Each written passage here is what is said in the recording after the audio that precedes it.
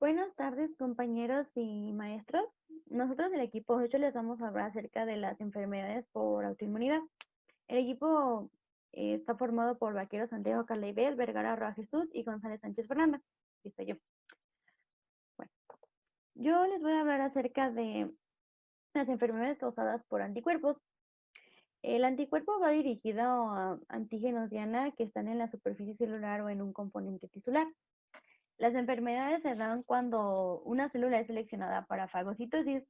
Esto activa el complemento e interfiere en las funciones de la misma célula. Los anticuerpos encargados de esto son anticuerpos denominados de alta afinidad o autoanticuerpos. Estos son capaces de unirse a los receptores Fc de la célula. El mecanismo de acción es prácticamente y en pocas palabras que se da un fracaso en la tolerancia de lo propio y no se sabe por qué sucede esto, pero ocurre en cualquier enfermedad autoinmunitaria. Para esto hay algunos pasos, que el primero es la inflamación mediada por el complemento por el receptor Fc, que causa una inflamación y una lesión tisular. El siguiente paso es la opsonización por fagocitosis. La opsonización es el marcaje de la célula y puede ser por anticuerpos o por componentes del complemento, para después ser fagocitados por una célula fagocítica. El tercer paso es la respuesta fisiológica anómala sin una lesión tisular ni celular y se da una interferencia en las funciones celulares normales. Bueno, les voy a hablar acerca de la anemia hemolítica autoinmune. Esta se clasifica en dos por sus causas, que son por anticuerpos calientes y por anticuerpos fríos. En el caso de los anticuerpos calientes, se da un daño al mecanismo de tolerancia inmunitaria por un defecto en la autorregulación que es llevada a cabo por los linfocitos T supresores. Al darse este defecto, se producen anticuerpos que desencadenan la destrucción de los hematíes. Esto sucede a temperaturas de 37 grados centígrados, iguales o mayores. En el caso de las enfermedades por crioaglutininas o por anticuerpos fríos, es causadas por anticuerpos que reaccionan a temperaturas menores de 37 grados. La inmunoglobulina M se une a antígenos en la superficie del hematí, que después va a provocar la fagocitosis de este. Un ejemplo que yo utilicé para entender esto es, por ejemplo, en la película de Toy Story, cuando Lotso pues hace malo a Buzz. Buzz piensa que sus amigos son el enemigo, entonces pues por así decirlo los ataca. En este caso Buzz es el anticuerpo y los hematíes son los amigos. Buzz ataca a sus amigos. Las causas de esta anemia se dividen pues por los anticuerpos fríos y los anticuerpos calientes. En el caso de los anticuerpos fríos está la primaria, que es por idiopáticas, que no se sabe el por qué se da esto. Y la secundaria es como una consecuencia a un trastorno ya subyacente, como lo puede ser el lupus eritematoso sistémico. En el caso de los anticuerpos fríos, hay tres causas. Es la idiopática, que como ya mencioné no se sabe, pero se cree que es asociada con una población clonal de células B en infecciones como puede ser la mononucleosis infecciosa y en trastornos linfoproliferativos. En estos, los anticuerpos van dirigidos contra el antígeno I. También otra causa puede ser inducida por fármacos, como lo son los que están en esta tabla, que puede ser una cefalosporina, una dapsona o algunos antiinflamatorios no esteroideos. Generalmente, la anemia hemolítica autoinmune por anticuerpos calientes es la más común en el 70% de los casos. Puede ocurrir a cualquier edad, pero predomina más en las mujeres, una proporción de 2:1. Los tipos de HLA asociados son A1 y 87 y 88 con mayor frecuencia. Los síntomas o la sintomatología de esta anemia a veces no se presentan, pero en el caso de presentarse puede ser un cansancio, un ahogo, una palidez en la piel. Y en el caso de que se agrave esta anemia, puede presentar ictericia, que es un color amarillento, o un malestar abdominal. Y también puede presentar una sensación de saciedad debido a una esplenomegalia, que es el aumento del tamaño del vaso. En el caso del diagnóstico se realiza la prueba de COMS o de antiglobulina directa. Esta nos ayuda para diferenciar de una anemia autoinmune a otro tipo de anemias. Y también nos ayuda a diferenciar si es por anticuerpos calientes o anticuerpos fríos. También se da un frotis periférico y, bueno, frotis de sangre periférica y un recuento de los reticulocitos. Estos reticulocitos son glóbulos rojos inmaduros. Cuando hay una concentración alta de reticulocitos, generalmente hay anemia. Bueno, el tratamiento depende de la causa y puede consistir en corticosteroides, una estenectomía, que es la remoción del vaso. ¿Esto por qué? Porque es el órgano principal en el que son fagocitadas las células que ya fueron opsonizadas. Se puede tener una inmunoglobulina G intravenosa, inmunosupresores y fármacos. Bueno, les voy a hablar acerca de la fiebre reumática. Esta es una enfermedad inflamatoria multisistémica que es una reacción inmunitaria por una infección de estreptococo beta hemolítico tipo A o EGA. Este dispara una respuesta inmune que puede reaccionar de forma cruzada con epítopos de las articulaciones, piel, cerebro y corazón, causando afecciones en estas mismas, como lo son la artritis, la carditis, un eritema marginado y una corea. Para el diagnóstico se utilizan los criterios de Jones, aplicados mediante la anamnesis, el examen físico y los estudios de laboratorio. Para poder diagnosticarlo se requieren 2 criterios mayores o uno mayor y 2 menores.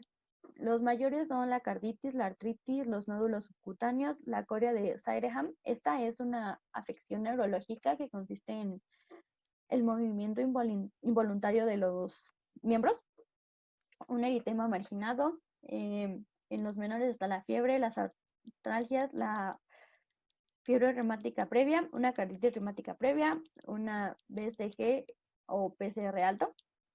Y bueno, aquí les dejo una mnemotecnia que puede ayudar para recordar los mayores. Ay, que es cáncer. Bueno, el tratamiento consiste en antiinflamatorios que pueden ser aspirinas, mientras no sean esteroideos, sí, corticosteroides para una carditis grave y antibióticos para erradicar la infección por estreptococo o prevenir la reinfección de esta. Bueno, en el caso de la enfermedad púrpura trombocitopénica inmune, esta se caracteriza por una disminución total de las plaquetas, que es por anticuerpos de antígenos extraños que se pegan en la membrana de la plaqueta, provocando su destrucción y la inhibición de formación de nuevas plaquetas. Una trombocitopenia se considera así cuando las cifras plaquetarias son menores de 150 por 103 sobre mililitro cúbico. Y la púrpura se clasifica en primaria y secundaria. La primaria es cuando no hay una causa aparente y en la secundaria es cuando hay un padecimiento asociado. El antígeno y el anticuerpo. El antígeno es la glucoproteína 2B y 3A y el anticuerpo en el 40% de los casos es la inmunoglobulina G. El mecanismo de acción es que las plaquetas marcadas con anticuerpos son captadas por el macrófago, puede ser en el hígado, en el vaso o en la médula ósea, mediante los receptores FcRe. Hay una activación de nuevas células T que estimulan la activación de nuevas células B. Estas nuevas células B provocan la producción de anticuerpos contra los péptidos plaquetarios y las nuevas células T pueden producir la lisis de las plaquetas.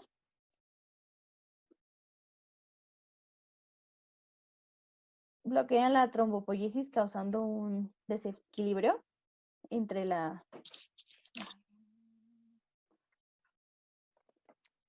En cuanto al diagnóstico, este es por exclusión. Primero se realiza una historia clínica en busca de antecedentes heredofamiliares en línea directa que hayan padecido esta enfermedad. Posteriormente se da una exploración física. Si el médico considera que hay una sospecha de la enfermedad de púrpura mandar a hacer un frotis de sangre periférica, esto con la finalidad de saber el número de plaquetas en sangre. En cuanto al tratamiento, su objetivo es pues elevar el número de plaquetas a más de 50,000 por milímetro cúbico. Esto con la final de evitar un sangrado espontáneo o hemorragia. El tratamiento consiste principalmente en fármacos. Está la prednisona, la dexametasona, la hidrocortisona y todas las que se encuentran en esta tabla. La más efectiva por el momento es la dexametasona. Es la que más respuesta tiene, como se puede ver. Y en caso de que los fármacos no funcionen, se pueden recurrir a otras alternativas, como puede ser la esplenectomía, como ya mencioné, es la remoción del vaso, una inyección de rituximab, y también se puede administrar agonistas del receptor de la trombopoyetina. Y eso es todo por mi parte. Gracias. Bueno, yo soy Jesús y les voy a hablar un poco acerca de las enfermedades causadas por inmunocomplejos. Y bueno, para tener un correcto entendimiento acerca de lo que son estas enfermedades, pues es necesario primero saber qué es un complejo inmune o un inmunocomplejo. Y bueno, los complejos inmunes son formaciones que se dan en el organismo durante una respuesta inmunitaria. Estos complejos inmunes pues tratan de neutralizar o eliminar a los antígenos mediante la síntesis de anticuerpos específicos que se unen al antígeno. Obviamente, como cualquier estructura, pues estos complejos tienen características que muchas veces hacen que sean patológicos. En primer lugar, tenemos a su formación, a su estructura y a sus propiedades. Estos dependen de la reactividad y de la valencia de los antígenos y anticuerpos, así también como la capacidad de la combinación secundaria de las moléculas que lo constituyen. Por otro lado, tenemos que una de las propiedades más importantes radica en la afinidad del anticuerpo por el antígeno. Esta afinidad es capaz de influir en el tamaño de estos complejos, y justamente el tamaño de los complejos pues va a ser un factor clave en el desarrollo de estas enfermedades. Como podemos ver acá de este lado, pues vemos cómo se da la formación de un inmunocomplejo. Tenemos aquí a un anticuerpo libre, que es este de color azul. Tenemos también antígenos en circulación, que son estos como puntos verdes.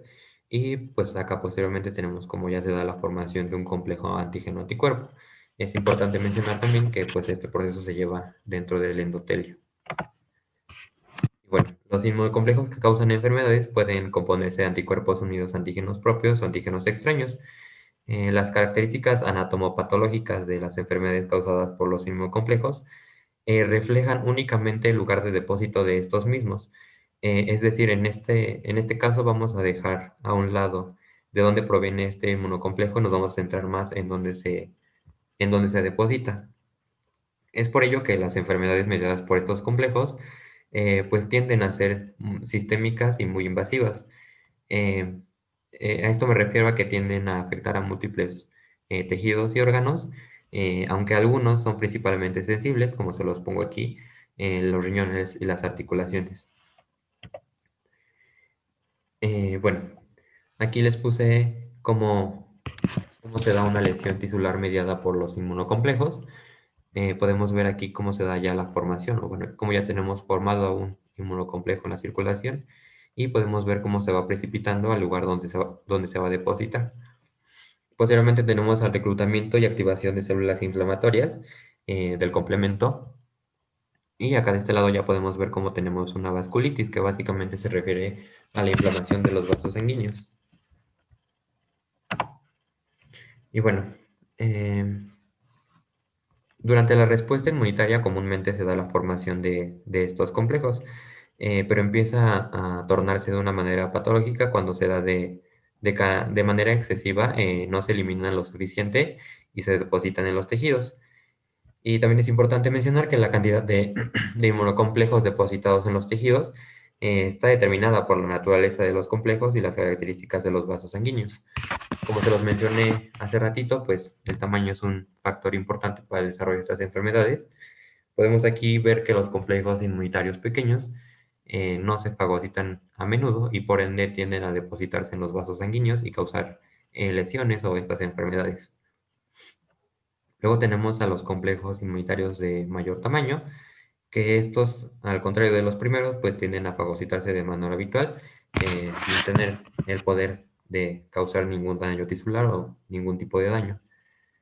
Em, Tenemos también que los complejos contienen antígenos catiónicos, que obviamente esto favorece a que se unan a las membranas basales de carga negativa de los vasos sanguíneos y otros tejidos.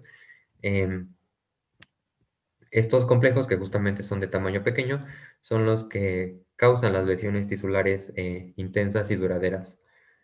Em, bueno, como ya les mencioné, pues los riñones es un lugar muy susceptible para estas enfermedades y tenemos que los capilares de los glomérulos renales y de la sinovial son sitios en los que se ultrafiltra el plasma para formar la orina y el líquido sinovial. Entonces, esto al pasar a través de la membrana basal provocan que estos lugares se encuentren entre los más frecuentes en donde se depositan los inmunocomplejos. Sin embargo, como se los mencioné anteriormente, pues cualquier tejido o órgano es susceptible a adquirir una enfermedad por este tipo de complejos. Por otro lado, tenemos que los inmunocomplejos ya depositados en las paredes vasculares y en los tejidos activan a los leucocitos y a los mastocitos para que secreten citocinas y mediadores vasoactivos. Justamente estos eh, mediadores vasoactivos tienen el poder de provocar el depósito de aún más complejos inmunitarios en las paredes vasculares y esto se da principalmente al aumentar la permeabilidad vascular y al aumentar también el flujo sanguíneo. Como ya se los mencioné, pues muchas enfermedades inmunitarias de los seres humanos se deben al depósito de inmunocomplejos en los vasos sanguíneos. Como se los puse aquí en el ejemplo de la tabla, pues aquí tenemos varias enfermedades. En este caso nos vamos a centrar más en el lupus eritematoso sistémico y en la glomerulonefritis postestreptocócica. Bueno, en esta tabla pues tenemos más enfermedades y también tenemos a los antígenos implicados y a las manifestaciones clínico-patológicas de estas enfermedades. Y bueno, en primer lugar les voy a hablar un poquito acerca del lupus eritematoso sistémico. Ya sabemos que es una enfermedad autoinmunitaria de comportamiento clínico muy heterogéneo. ¿A qué se refiere con heterogéneo? Pues que invade a muchas partes, órganos y tejidos del cuerpo, como lo podemos ver aquí en la imagen de la izquierda. Por ejemplo, en la boca y en la nariz, pues puede causar úlceras, puede causar pleuritis, puede causar anemia, puede causar en la piel este padecimiento que se llama las de mariposa, que les voy a explicar posteriormente.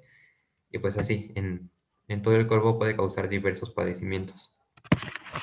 Esta enfermedad afecta predominantemente a mujeres en edad fértil, con una relación mujer sobre hombre 9/1. Eh, es habitual entre personas de 20 a 40 años, aunque se puede observar en personas de cualquier edad. Aparece y tiene incidencia en todas las razas del mundo, pero tiende a ser más severo en algunas razas como la raza negra o como personas de origen hispano. Y ahora les voy a hablar un poquito acerca de la sintomatología y del tratamiento de esta enfermedad. En primer lugar tenemos a los síntomas constitucionales. En este tenemos a la astenia, que es la debilidad o fatiga general que dificulta o impide a una persona realizar tareas que en condiciones normales pues hace fácilmente. También tenemos anorexia, pérdida de peso y fiebre. Pero independiente de eso, pues también hay padecimientos o síntomas que son más sistémicos. Tenemos en primer lugar manifestaciones cutáneas. Estas se caracterizan principalmente por lupus eristemático cutáneo agudo, caracterizado por eritema en alas de mariposa, que es justamente este que tenemos aquí en la imagen de arriba. Este tipo de eritema justamente suele respetar los surcos nasogenianos, como podemos notarlo aquí, y suele estar precipitado por la exposición solar y nunca deja cicatriz. También podemos tener fotosensibilidad, que es justamente un ejemplo de esto.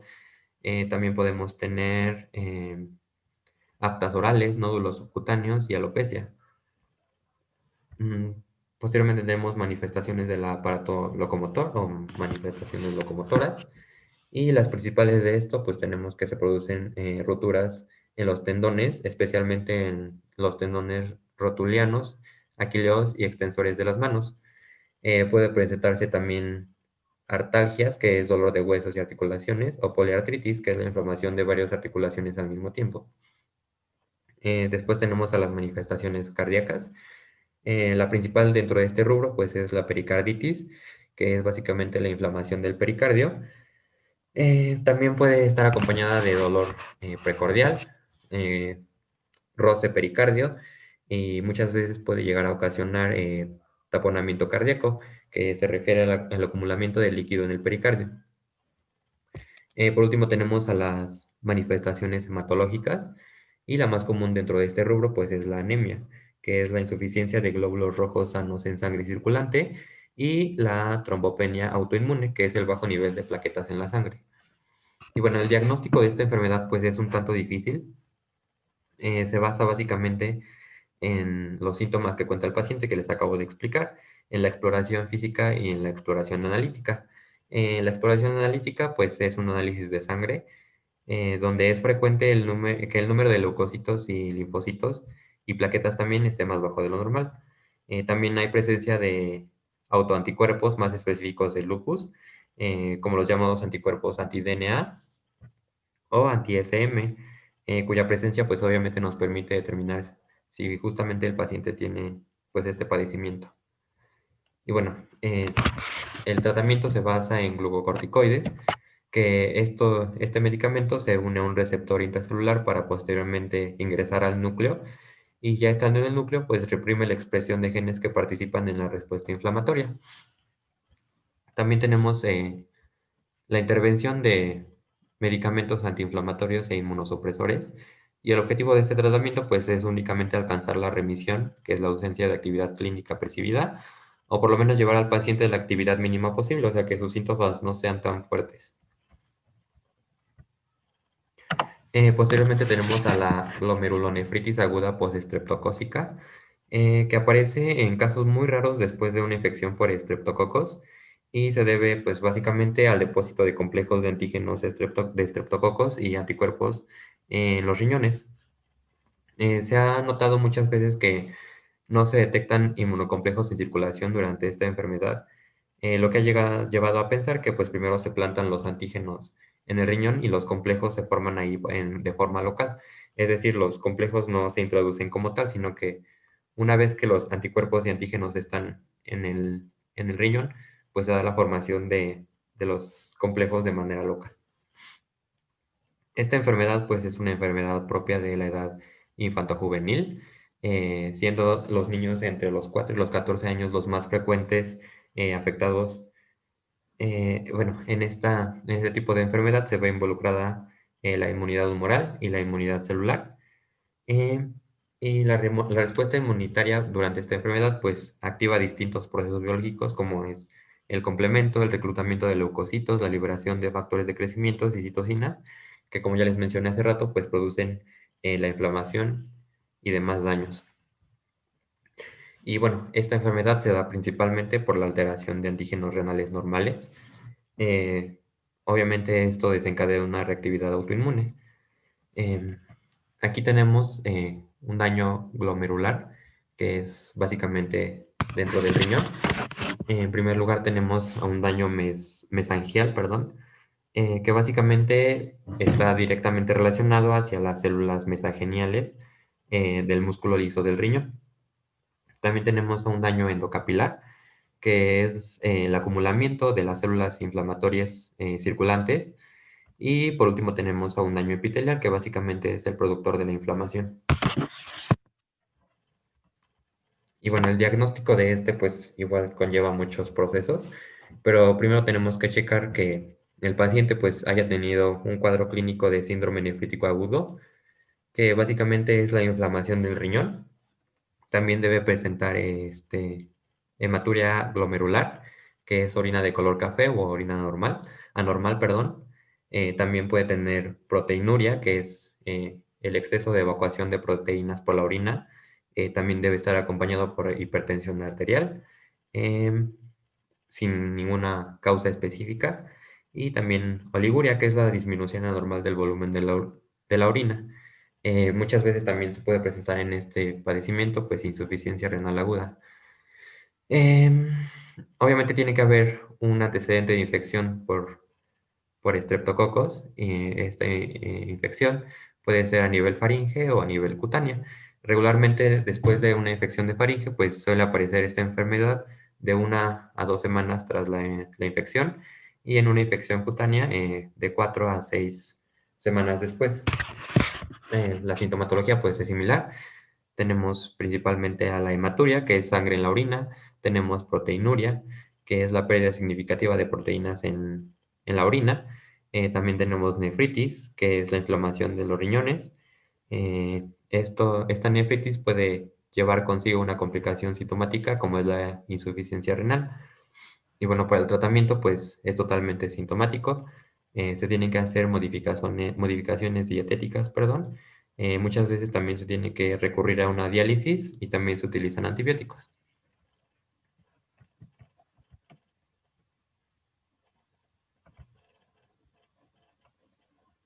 Soy Carlibet Vaquero Santiago y les voy a hablar acerca de enfermedades producidas por linfocitos T. Tenemos que los linfocitos T van a dañar los tejidos porque desencadenan la inflamación o matan directamente a las células diana. Las reacciones inflamatorias las desencadenan sobre todo los linfocitos TCD4 de los subgrupos Th1 y Th17, que secretan citocinas que reclutan y activan leucocitos. En algunos trastornos mediados por el linfocito T, los linfocitos T citotóxicos matan a las células del anfitrión. Los linfocitos T que causan lesiones tisulares pueden ser autorreactivos o ser específicos frente a antígenos proteínicos extraños presentes en las células o tejidos o unidos a ellos. La lesión tisular mediada por el linfocito T también puede acompañar a respuestas inmunitarias protectoras intensas frente a microbios persistentes, especialmente frente a microbios intracelulares que se resisten a ser erradicados por fagocitos y anticuerpos. En la imagen A, la cual es una inflamación mediada por citocinas, tenemos que se dan los tres mecanismos o las tres vías de señalización. El linfocito TCD4 y el linfocito TCD8 secretan citocinas, las cuales van a producir lo que es la inflamación, y vemos cómo se produce la lesión tisular. Mientras que en la imagen B, estos linfocitos TCD8, en su afán de querer protegernos y destruir a las células infectadas, matan a las células y también van a producir este tipo de lesión tisular.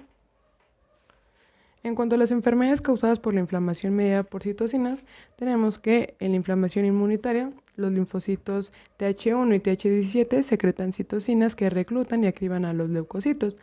La interleucina 17, producida por los linfocitos Th17, promueve el reclutamiento de neutrófilos. El interferón gamma, producido por los linfocitos Th1, activa los macrófagos. Y el factor de necrosis tumoral y las quimiosinas, producidas por los linfocitos T y otras células, participan en el reclutamiento y activación de muchos tipos de leucocitos. La lesión tisular se debe a los productos de los neutrófilos y macrófagos reclutados y activados, como son las enzimas lisosímicas, las especies reactivas del oxígeno, el óxido nítrico y citocinas proinflamatorias. Las células endoteliales vasculares en las lesiones pueden expresar cantidades altas de proteínas de superficie reguladas por citocinas como moléculas de adhesión y moléculas de la clase 2 del complejo mayor de histocompatibilidad. La inflamación asociada a las enfermedades mediadas por el linfocito T suelen ser crónicas. Estas reacciones inflamatorias crónicas producen a menudo fibrosis como resultado de la secreción de citocinas y factor de crecimiento por los macrófagos y los linfocitos T. Muchas enfermedades autoinmunes específicas de órganos se deben a la interacción de linfocitos autorreactivos T con antígenos propios, lo que conduce a la liberación de citocinas y a la inflamación. Se cree que este es el principal mecanismo que va a provocar la artritis reumatoide, la esclerosis múltiple, la diabetes tipo 1, psoriasis y otras enfermedades autoinmunes. Las reacciones del linfocito T específico contra los microbios y otros antígenos extraños puede conducir también a la inflamación y a la lesión tisular. Las bacterias intracelulares como Mycobacterium tuberculosis inducen fuertes respuestas de linfocitos T y macrófagos que dan lugar a una inflamación granulomatosa y a una fibrosis. La inflamación y la fibrosis puede provocar una destrucción tisular extensa y una alteración funcional, en este caso en los pulmones. La tuberculosis es un buen ejemplo de una enfermedad infecciosa en la que la lesión tisular se va a deber a la respuesta inmunitaria del anfitrión. Varias enfermedades cutáneas debidas a la exposición tópica a sustancias químicas y antígenos ambientales, llamada sensibilidad por contacto, se deben a reacciones inflamatorias probablemente desencadenadas por neoantígenos formados por la unión de sustancias químicas a proteínas propias. Tanto los linfocitos TCD4 como los CD8 pueden ser fuente de citocinas en las reacciones de sensibilidad por contacto. Ejemplos de sensibilidad por contacto son las erupciones inducidas por el veneno de la hiedra venenosa y el roble venenoso, y los exantemas inducidos por el contacto con metales, por ejemplo con níquel y berilio, y diversas sustancias químicas como el TURAM, que se utiliza en la fabricación de los guantes de látex. Algunas de estas reacciones se cronifican y se denominan eczema. Se cree que la respuesta de los linfocitos T contra las bacterias intestinales van a provocar algunas formas de enfermedad inflamatoria intestinal. La clásica reacción inflamatoria mediada por el linfocito T se llama hipersensibilidad de tipo retardado. Esta hipersensibilidad de tipo retardado es una reacción inflamatoria perjudicial mediada por citocinas debido a la activación de los linfocitos T, particularmente de los linfocitos TCD4. La reacción se llama tardía porque suele aparecer 24 a 48 horas después de la exposición al antígeno, al contrario de las reacciones de hipersensibilidad inmediata, como son las alérgicas, que se desarrollan en minutos. En el modelo animal clásico de hipersensibilidad de tipo retardado, a una cobaya se le sensibiliza en primer lugar mediante la administración de un antígeno proteínico en un adyuvante. Este paso se llama sensibilización. Alrededor de 2 semanas después se administra al animal por vía subcutánea el mismo antígeno y se analiza la reacción consiguiente. Esta fase se llama de provocación. Los seres humanos pueden sensibilizarse mediante estas reacciones de hipersensibilidad de tipo retardado por una infección microbiana, por una sensibilización por contacto a sustancias químicas y antígenos ambientales o por una inyección intradérmica o subcutánea de antígenos proteínicos. La exposición posterior al mismo antígeno llamada provocación desencadena la reacción. La respuesta de hipersensibilidad de tipo retardado característica evoluciona durante 24 a 48 horas. Alrededor de 4 horas después de la inyección del antígeno en un individuo sensibilizado, se acumulan neutrófilos alrededor de las vénulas postcapilares en el lugar de la inyección. Al cabo de unas 12 horas aproximadamente, el lugar de la inyección lo van a infiltrar linfocitos T y monocitos sanguíneos, también organizados en una distribución perivenular. Las células endoteliales que van a recubrir estas vénulas aumentan de tamaño, muestran un aumento de orgánulos biosintéticos y se hacen permeables a las macromoléculas plasmáticas.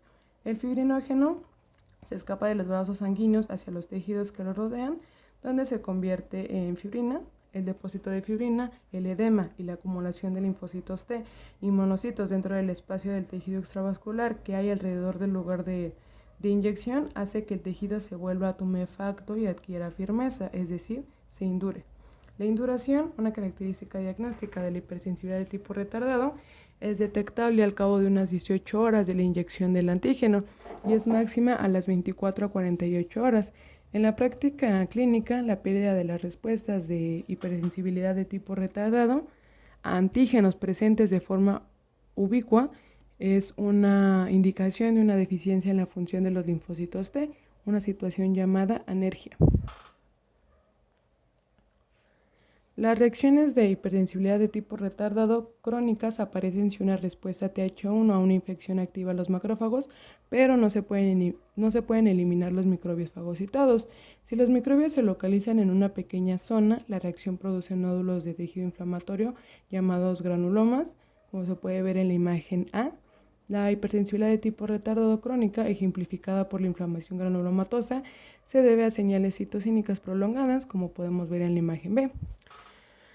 En tales reacciones, los linfocitos T y los macrófagos activados continúan produciendo citocinas y factores de crecimiento, lo que amplifica las reacciones de ambos tipos celulares y modifica progresivamente el ambiente tisular local. El resultado es un ciclo de lesión tisular e inflamación crónica, seguido de la sustitución por tejido conjuntivo, es decir, fibrosis. En las reacciones de hipersensibilidad de tipo retardado crónicas, los macrófagos activados van a sufrir cambios en respuesta a las señales citocínicas persistentes. Estos macrófagos aumentan su citoplasma y sus orgánulos citoplasmáticos, y en el estudio histológico se parece a las células epiteliales cutáneas, por eso también se conocen como células epitelioides. Los macrófagos activados pueden fusionarse para formar células multinucleadas gigantes. La inflamación granulomatosa va a ser un intento de contener la infección, pero también es la causa de una lesión tisular significativa y de un deterioro funcional. En cuanto a las enfermedades causadas por los linfocitos T citotóxicos, tenemos que la respuesta de los linfocitos T citotóxicos a la infección vírica puede llevar a la lesión tisular al matar a las células infectadas, aunque el propio virus no tenga efectos citopáticos. La principal función fisiológica de los linfocitos T citotóxicos va a ser eliminar los microbios intracelulares, sobre todo los virus, matando a las células infectadas. Algunos virus van a dañar directamente a las células infectadas y se dice que son citopáticos, mientras que otros no. Como los linfocitos T citotóxicos pueden no distinguir entre virus citopáticos y no citopáticos, matan a las células infectadas por virus independientemente de si la propia infección es o no perjudicial para el anfitrión. Ejemplos de infecciones víricas en las que las lesiones se deben a las respuestas de linfocitos T citotóxicos del anfitrión y no al propio virus son ciertas formas de hepatitis vírica en los seres humanos.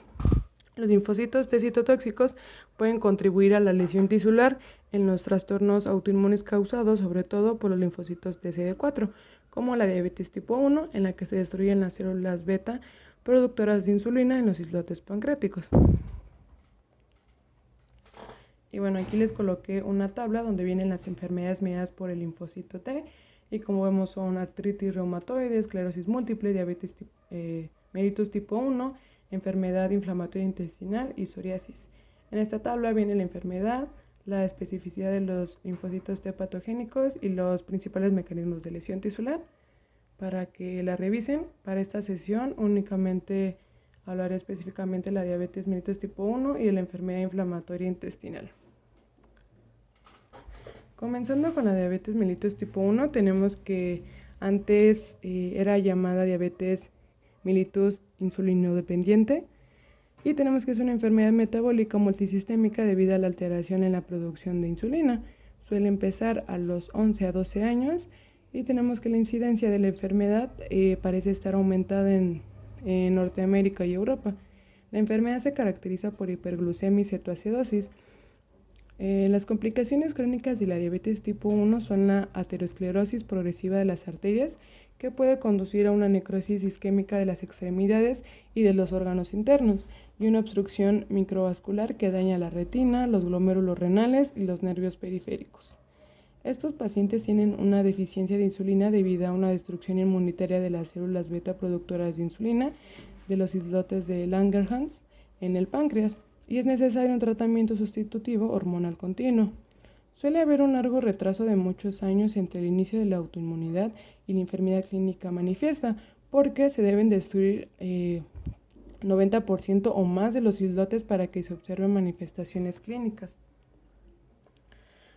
En cuanto a la patogenia de la diabetes tipo 1, tenemos que existen varios mecanismos que pueden contribuir a la destrucción de las células beta, como la inflamación mediada por los linfocitos CD4, TH1 reactivos con antígenos del islote, incluida la insulina.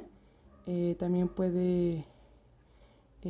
algo que puede contribuir es la lisis mediada por los linfocitos T citotóxicos de las células de los islotes, la producción local de citocinas como factor de necrosis tumoral e interleucina 1, que dañan las células de los islotes y los autoanticuerpos contra las células de los islotes.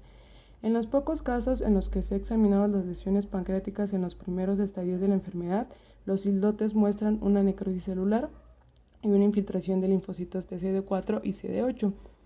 Esta lesión se llama insulinitis. También se detectan en la sangre de estos pacientes autoanticuerpos contra células de los islotes y la insulina. En los niños proclives que no han presentado la diabetes, como los familiares de los pacientes, la presencia de anticuerpos contra las células de los islotes predice el desarrollo de la diabetes del tipo 1. Múltiples genes se asocian a la diabetes del tipo 1. Se ha prestado mucha atención a la función de los genes del sistema de antígeno leucocitario humano, o HLA.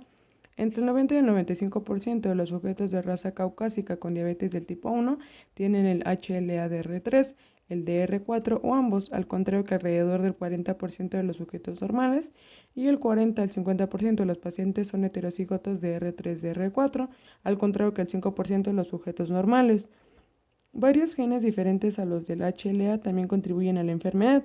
El primero de ellos identificado es el de la insulina, con repeticiones en tándem en la región promotora asociada a la propensión a la enfermedad. El mecanismo de esta asociación se desconoce, puede relacionarse con el grado de expresión de la insulina en el timo, que determina si se eliminarán los linfocitos T específicos frente a la insulina, proceso que se conoce como selección negativa durante su maduración. Se han identificado otros polimorfismos en los pacientes como los genes IL2 y CD25. Las consecuencias funcionales de estos polimorfismos son desconocidas. Algunos estudios han identificado que las infecciones víricas, por ejemplo por el virus Coxsackie-B4, pueden preceder al inicio de la diabetes del tipo 1, quizás al iniciar la lesión celular, lo que induce inflamación y la expresión de coestimuladores y desencadena la respuesta autoinmunitaria.